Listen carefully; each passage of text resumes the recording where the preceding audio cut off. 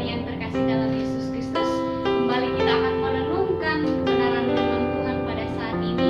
Namun sebelumnya kita akan berdoa dulu. Kita berdoa. Bapa yang baik, kami bersyukur kepadamu buat saat ini, buat waktu dan kesempatan yang Kau berikan bagi kami. Pada saat ini ya Bapa, kami akan membaca, akan merenungkan kebenaran firman Tuhan, membuka setiap hati pikiran kami Tuhan, biarlah apa yang kami dengarkan kami boleh tanamkan dalam hati dan pikiran kami Bapa. Terima kasih Bapa, terpujilah nama-Mu, di dalam nama Tuhan Yesus kami berdoa dan bersyukur. Haleluya. Amin. Saudara-saudari yang terkasih dalam Yesus Kristus, pada saat ini kita akan merenungkan kebenaran firman Tuhan yang terdapat di dalam kitab Matius pasal 5 ayatnya yang ke-13 sampai ayatnya yang ke-16. Saya akan bacakan buat saudara-saudari. Silakan memperhatikan Alkitabnya masing-masing dengan judul perikop Garam Dunia dan Terang Dunia. Kamu adalah garam dunia. Jika garam itu menjadi tawar, dengan apakah ia diasinkan? Tidak ada lagi gunanya selain dibuang dan diinjak orang. Kamu adalah terang dunia. Kota yang terletak di atas gunung tidak mungkin tersembunyi. Lagi pula orang tidak menyalakan pelita lalu meletakkannya di bawah gantang, melainkan di atas kaki dian, sehingga menerangi semua orang di dalam rumah itu. Ayat yang ke-16, demikianlah hendaknya terangmu bercahaya di depan orang, supaya mereka melihat perbuatanmu yang baik dan memuliakan Bapamu yang di surga. Pada saat ini saya akan memberikan suatu tema, yaitu menjadi garam dan terang dunia. Tidak terlepas dari judul perikop kita pada saat ini, yaitu garam dunia dan terang dunia. Pada saat ini kita akan membahas tentang garam dan terang dunia. Garam adalah pembawa rasa di setiap makanan, dan yang menjadi manfaatnya adalah sebagai penyedap makanan, dan yang paling utama adalah sebagai pengawet makanan. Jadi garam adalah pembawa rasa di setiap makanan. Terang berfungsi menyingkapkan kegelapan dan menuntun orang pada jalan yang benar. Sebagai terang dunia, yang dimaksudkan di sini adalah menerangi dan membawa terang kepada orang lain. Jadi, sebagai terang dunia yang dimaksudkan adalah untuk menerangi dan membawa terang itu kepada orang lain.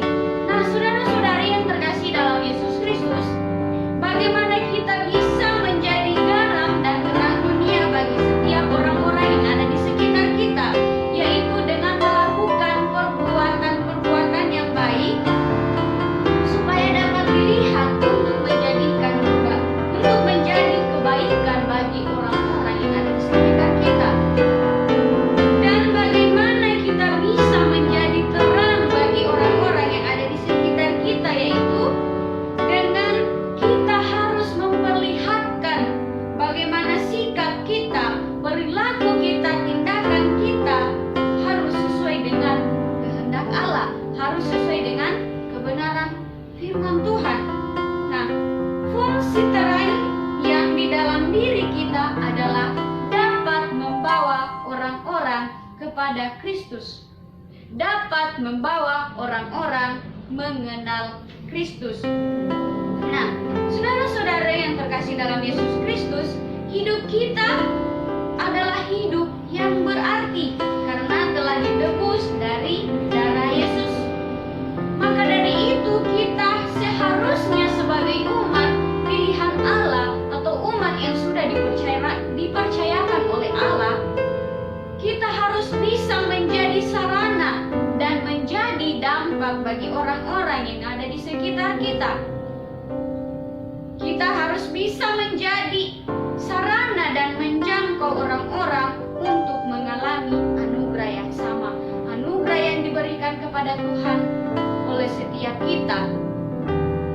Nah, kita harus bisa masuk dan terlibat di dalam kehidupan bagi orang-orang yang ada di sekitar kita, dan kita bisa dapat membawa atau memberi pengaruh bagi orang-orang yang ada di sekitar kita, membawa dampak yang positif bagi orang-orang yang ada di sekitar kita.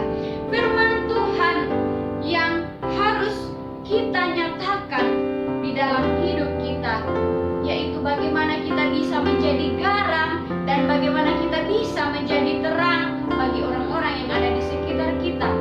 Orang-orang yang masih hidupnya dalam kegelapan, marilah kita membawa mereka kepada jalan yang benar, supaya mereka melihat terang itu ada di dalam dirinya, terang itu bercahaya.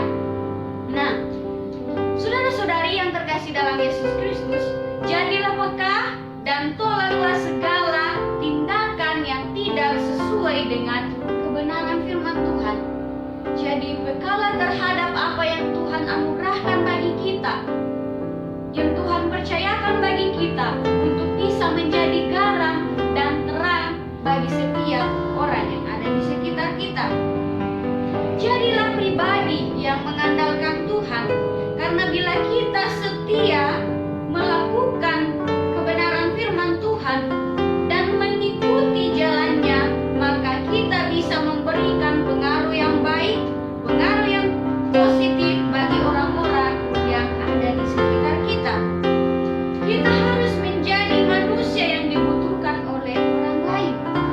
Kita harus bisa menjadi berkat bagi orang lain, menjadi berkat bagi orang-orang yang ada di sekitar kita yang masih belum mengenal atau masih belum percaya kepada Yesus Kristus. Mari kita membawa mereka untuk mengenal kepada kebenaran firman Tuhan. Kita harus menjadi manusia yang dibutuhkan orang lain. Nah, jika kita melihat di ayatnya yang ke-14 dan ayatnya yang ke-15, dikatakan bahwa kamu adalah terang dunia. Berarti kita harus siap dilihat orang banyak, dan kita harus menjadi pembawa dampak dan pembawa positif bagi orang-orang yang ada di sekitar kita, supaya mereka melihat bahwa kehadiran kita harus dapat menerangi kegelapan itu. Ketika ada terang, maka ada ketika ada terang, maka kegelapan pun akan lenyap. Itulah mengapa kita harus melakukan fungsi itu sebagai terang, yaitu supaya orang-orang yang ada di sekitar kita dapat melihat terang itu bercahaya di dalam diri kita. Itulah mengapa kita pun harus melakukan fungsi tersebut sebagai terang, yaitu membawa penerangan bagi lingkungan yang ada di sekitar kita. Terang pun jauh lebih berguna di tempat yang gelap. Oleh karena itu, jangan kita protes ketika Tuhan menempatkan kita di lingkungan manapun Tuhan tempatkan kita, atau Tuhan mengutus kita untuk menjadi berkat bagi orang-orang yang ada di sekitar kita. Kita harus bisa menjadi garam dan terang dunia di sekitar orang-orang yang masih hidupnya dalam kegelapan. Mungkin ketika kita diutus Tuhan untuk melayani di suatu tempat yang baru kita jumpai, atau orang-orang yang kita jumpai yang hidupnya masih dalam kegelapan atau masih belum mengenal Kristus. Oleh karena itu, marilah kita menjadi dampak bagi setiap orang yang ada di sekitar kita. Marilah kita menjadi garam dan terang dunia bagi orang-orang di sekitar kita. Justru disitulah kita harus bisa memberi dampak dan membagikan terang Kristus kepada mereka, sehingga mereka boleh mengenal Kristus sama seperti kita. Perintah Tuhan Yesus sangat jelas, dengan menjadi garam dan terang dunia berarti kita harus bertindak sesuai dengan ajarannya, bertindak sesuai dengan perintah Tuhan, sehingga orang lain dapat merasakan garam dan melihat